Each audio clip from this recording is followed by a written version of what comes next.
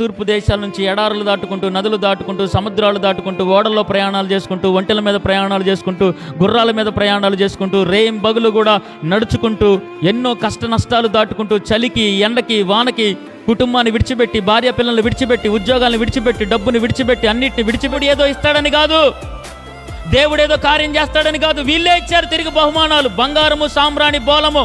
మన బ్యాచ్ కాదు వాళ్ళు. మనమైతే నేను మందిరానికి వస్తే నాకేమిస్తాడు, ప్రార్థన చేసుకుంటే నాకేమిస్తాడు, ఉపవాసం ఉంటే నాకేమిస్తాడు, ఆదివారం ఆరాధనకి వెళ్తే నాకేమిస్తాడు, మందిరానికి వెళ్ళి 1116 ఇస్తే నాకేమిస్తాడు దేవుడు, కానుకిస్తాను, నేను మందిరానికి ఇస్తాను, మీటింగ్లకి ఇస్తాను, క్రిస్మస్కి ఇస్తాను, నాకేమిస్తాడు దేవుడు తిరిగి అని అనుకునే బ్యాచ్ మనందరము. కానీ అజ్ఞానులు అలాంటి వాళ్ళు కాదు. యేసుక్రీస్తు ప్రభు ఏదో చేస్తాడని చెప్పి ఆయన దగ్గరికి వెళ్ళలేదు వాళ్ళు.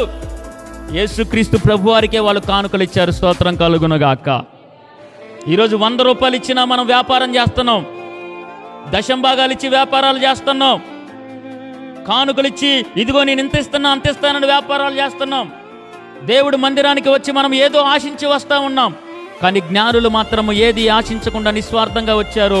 దేవుడు కార్యం చేయడం కాదు, ఆయనకే బోలం ఇచ్చిపోయారు, బంగారం ఇచ్చిపోయారు, సాంబ్రాన్ని ఇచ్చిపోయారు, కానుకలు ఇచ్చి పూజించి వెళ్ళిపోయారు. స్తోత్రం కలుగునుగాక.